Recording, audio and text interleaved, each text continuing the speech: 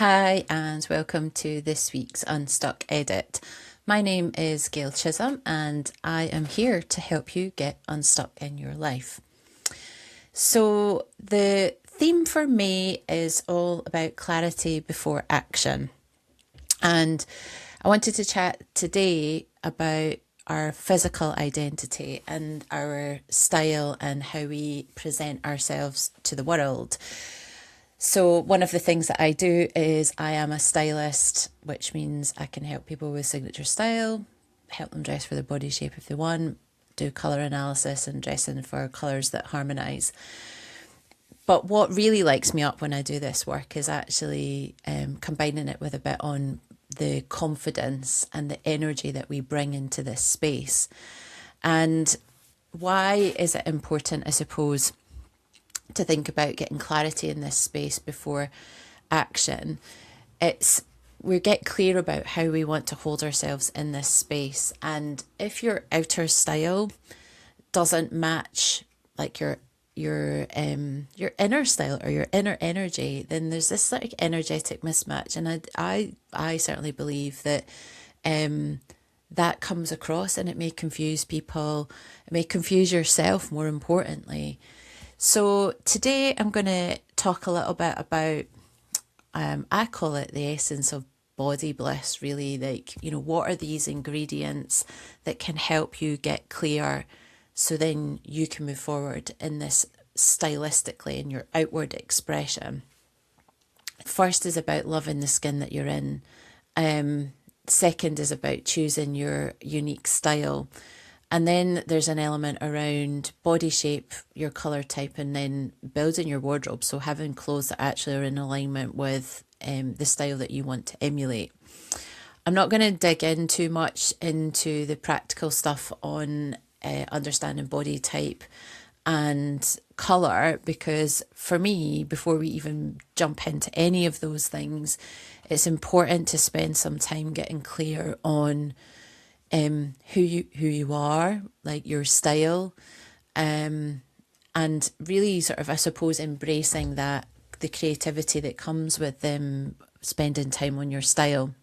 Confidence. So to me, confidence isn't something that we just have or don't have. I believe it is like a muscle that we need to work. We need to keep exercising it, reinforcing ourselves, and then we'll start to feel confidence. Now, what is confidence? A lot of people bandy this word around, and for me, confidence comes from feelings of well-being, self-love, acceptance, belief, and just sometimes knowing that you look good even if you might not be feeling it on the inside. And this is where it's quite funny. I spend a lot of time thinking, as a stylist, should it really matter? Well, just as a person, as a woman operating in the world today, like, should it really matter what clothes I'm wearing or what my accessories are, how my hair is or my makeup, or this sort of external projection of who I am? But, for me, humans, we are very visual creatures. It's a fact. We are very judgy of people, like visually, and we make assessments on people based on how they present themselves in a space. I'm sure you're judging me just now, which is cool. That's as it Brene says, that other people's opinions are none of your business. But we express ourselves through our appearance.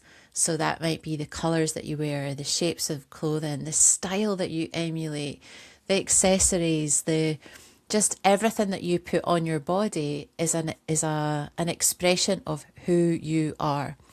And it's a visual statement to others about how we also view ourselves. And so the clothes, the style, how you dress yourself and how you express yourself can also reinforce how you feel about yourself, your self-image, whether that is positive or negative.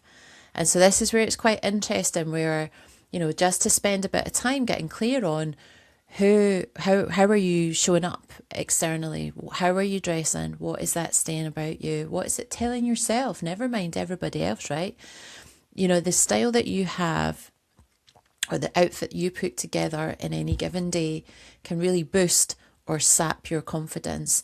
And so this is where we think about, the confidence, where it's not something you just have or you don't have. There are things you can do to build your confidence. We've probably all been there, right? And there's also things that can happen that you can do to yourself that is a self-sabotage. There's also a lot of external things that are curveballs that will annihilate your confidence in one fell swoop. For me, receiving a cancer diagnosis was, I mean, I can't even begin to tell you. You just you go into the waiting room or the appointment one person and you leave feeling something else. I volunteer for a cancer charity. Called Look Good, Feel Better, and I run styling for confidence workshops, and it is one of those things, the amount of people that nod, where you're like, you might have felt like quite a confident person, and then you receive this devastating news, irrespective of what your prognosis or your treatment schedule or anything is. Just to hear those words, it's like it just wipes your confidence. Now, for many of us, it doesn't have to have been a serious illness. It could be a relationship ending, redundancy, menopause. It could be any number of things. It can just wipe your confidence in one fell swoop. But how you show up for yourself, how you dress yourself, how you take care of yourself can really grow your confidence. I remember reading some of my friends and I on the other podcast I do called the No to Be Woo show. Sandra and I were having a chat about self-care, and sometimes, self-care might be bandied around on Insta as big, let's take ourselves off to a spa and have lots of facials. For many of us, self-care is literally getting out of bed in the morning, maybe running a brush through our hair, having a shower, putting on some different clothes, the clothes that you sit in your wardrobe and you think, well, I'm just working from home today, what's the point in putting them on? Or I'm just working from home today, why should I bother putting some makeup on? Is that, these are subliminal messages that we're telling ourselves. So let me ask you a question at this point. If you're sitting here thinking, okay, right, fine. So what is your style saying about you to the world? And more importantly, what is it telling yourself? Have you inadvertently been self-sabotaging yourself? What is it? You're wearing stuff, you're getting dressed in the morning. Are you empowering yourself and making yourself feel good? Or are you inadvertently just slowly diminishing your confidence? Perhaps you're someone that might look in the mirror and think, I don't even know who that person is anymore. You might have this sense of loss. There's so much going around at the moment of 90s stuff. It's all over my socials. And I have this nostalgia, but also a sort of a little bit of grief around, who was I when I was, teens into 20s in the 90s. And there's an element of, I look at pictures and I look at a previous version of me, even, in fact, I've got a picture on my notice board, which is me aged about, I think, 8. And I'm wearing this skirt that even today, if I close my eyes and think about it, I remember how it made me feel. I felt epic. And so there's an element of, have we lost sight of who that person was? And just because we age doesn't mean to say things are off the table, right? You can be and wear whatever the heck you want. So I would love to hear in the comments if you want to let me know around what your style might be saying about you to the world and to yourself. The next layer on this sort of loving the skin that you're in is a bit of an honesty exercise. And I think, I talk about this quite a lot really around, and I suppose this getting clear before you take action. The best thing to start accepting things is being honest about where you're at. And that's not just honest and staring down the shadow stuff and honest about the things that aren't going well. It's also honest about what is really working for you. What are you really grateful for? And really digging into why is it that these things are really great, or why is it that these things are really shit? on my Substack, there's in fact one of the first things I wrote about was basically doing a life audit on getting really honest about where you're at. But this video today, I wanted to dig in specifically on your body and style. So before you can take action and move forward, getting clear on honest with where you're at today with regards to your body and style is really the first step. So get yourself a piece of paper, and maybe put it into two columns. The top on the left, you're going to write, I am grateful for and why. And so this is really taking time to relish in the detail and add everything. Like, we want that grateful for list to be better than the list that's going to be on the other side. And the list on the other side at the top, you're going to write what's not working and why. And remember, this is just very specific to your body and style. So really think about what are you grateful for and about your body. Like for me, one of the things I'm really grateful for is I'm still here, and actually the strength and like what my body was able to deal with and recover from. Like, you know, as creatures, we are phenomenal, right? Other things I'm really grateful for. The thing I'm grateful for at the moment is I cut my fringe in, because I love it. It feels much more around who I am. I felt like I'd lost a little bit of that connection. And then what's not working list and why. This isn't about self-criticism. You know, that's not what we're down for here. Being honest isn't about berating yourself. It's observing what isn't working and why that causes you negative stress or negative opinion or pain. And the more you get honest around these things, it is much easier then to plan and take action to transform yourself. And when it comes to like body and style, there are so many tips and tricks and tools that you can use so that your external version of yourself is much more leaning in the positive, that you're feeling good about yourself. So for me, like, one of the parts of my body that if I would be in the not working category is my tummy. In particular, I call it like an underhang. Some people might call it like an apron belly and things like that. But that's an area of my body that I really focus in on. If I'm honest about why does that not work, I mean, some of it is it's lifestyle factors staring me in the face because I have choices around what I consume and how I exercise every day. The other bit of it is my body doesn't necessarily conform to some ideals around what beauty looks like. But equally, I also, maybe because I spend time in all of this world, is like I've really been thinking a lot around the conditioning that I have consumed, that's the wrong phrase, that I have gathered along the years. And even when you think you have worked through it, how actually that conditioning can still show up. So for me, that tummy area, or like the bingo wings, is probably conditioning from, like, you know, growing up in the 90s where like I didn't look like the people that were in the magazines or on my, you know, and we didn't have social media and things like that. So even today, there's still some of that conditioning there. I probably don't berate myself to the same degree anymore. But then this is the thing. I have tools and tips that I can disguise that. I can divert attention. I can also then focus on the things that I'm grateful for. For example, not just that my body's here, but like I always think that I've got quite a nice cleavage, or like it might be like my face, or, you know, actually sometimes I'm like, I've got cool earrings on today, or I feel quite edgy. And, you know, so the energy can sometimes take things to that next level for you. Don't rush this list. You know, just take your time on it, and it might be something that you start, maybe go away and then come back and do it again.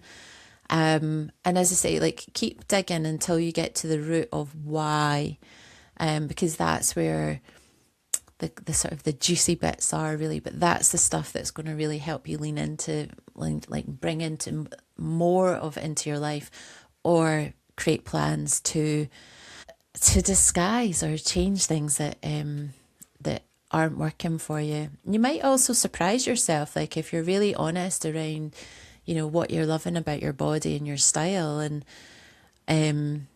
there hopefully is going to be some fantastic nuggets in there that you'll be able to be like, yeah, more of that, please.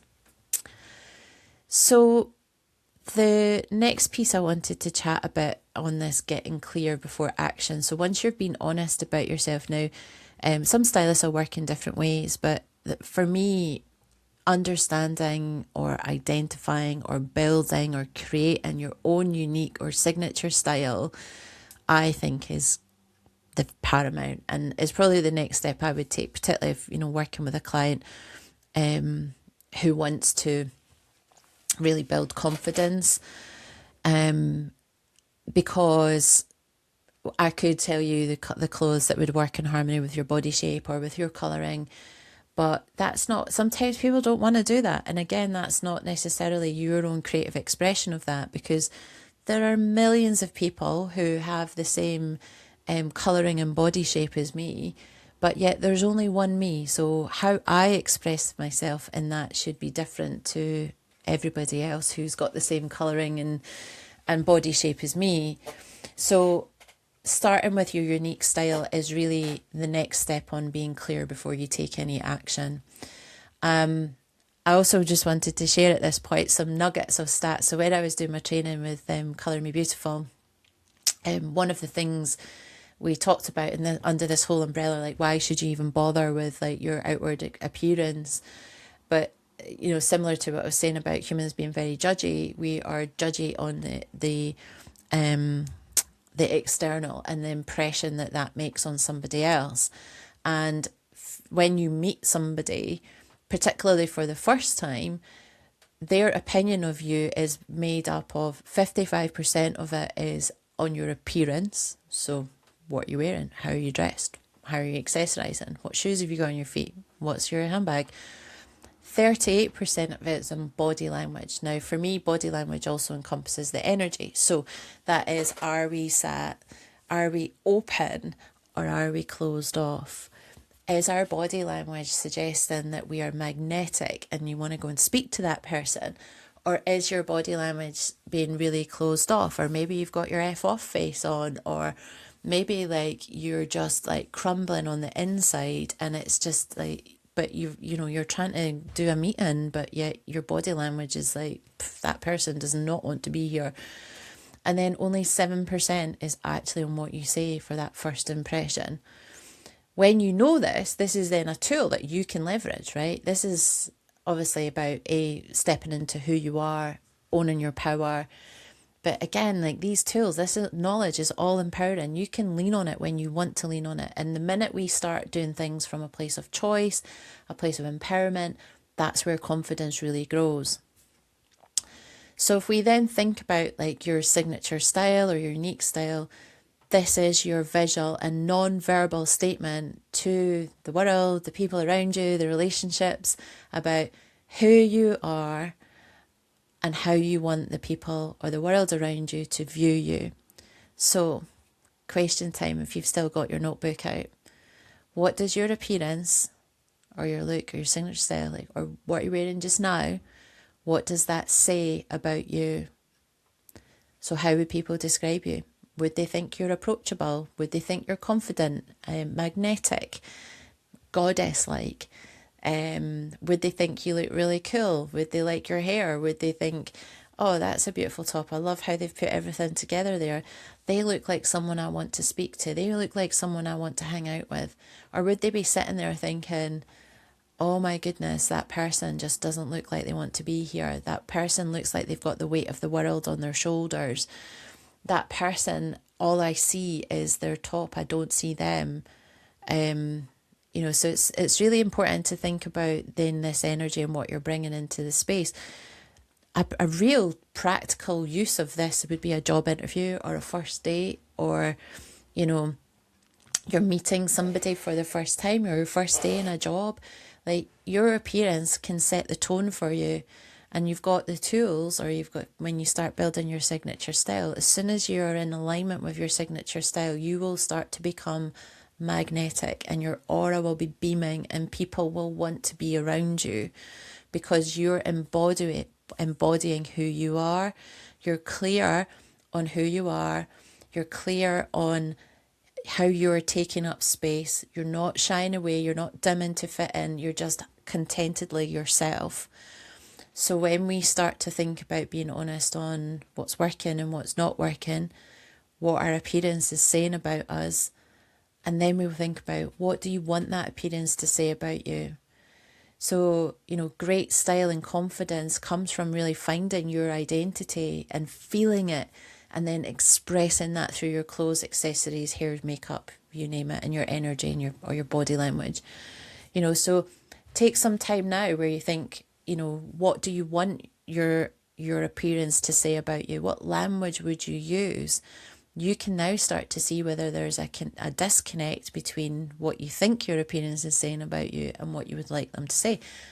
And then we become empowered to make choices and take actions and, do what we want from there. It's really, really quite powerful. So if you want to take this a stage further where you're like, actually, there is a disconnect between what I would like to say and actually how I'm showing up in the world just now. So to create your own unique style, how I would do it when I work with a client is would work to build on three to six max words or phrases that describe the image or the style or your brand identity that you want. Not where you are today, like what do you want? Like if I had a magic wand, and you could dress like anything, start writing those things down. Get creative, get imaginative with the phrases that you want to use. It's and those should be able to evoke feeling and emotion for you. And you can then use them into a statement if you wanted, or just, some people, might have it as a full 2 or 3 sentences. For others, it might just be a few words, but those should be personal to you, so that the minute you get dressed in the morning, you can ask yourself, does this outfit make me feel like, insert whatever your unique style phrase is. If you're stuck or unsure, or you're like, oh my God, this is a big black piece of paper, imagine. So just close your eyes for a second, and I want you to just take a few deep breaths into the belly, drop the shoulders, unclench the jaw, just settle into your body. And I'd like you to imagine there's someone coming towards you, and you can see them coming into your mind's eye. And I just want you to say they're dressed in the style that you want. You are that person is my ultimate style. So let's start at the head. What's their hair like? What colour is it? What style is it? What do they have makeup on? What's the style of makeup? What are their eyebrows like? Are they wearing lipstick? Do they have cracking lashes? And then let's start working down into the body. What are they dressed like? Is it a dress? Perhaps it's jeans and a top. Is there a colour that's standing out to you? Maybe they've got a jacket on as well. What's that like? How would you describe their look? What's the language? Are they quite formal? Maybe they're a bit floral and romantic, or a bit out there, or they're very edgy or sexy, or you might describe it as cool, but what does that look like for you? What's the shape of the top?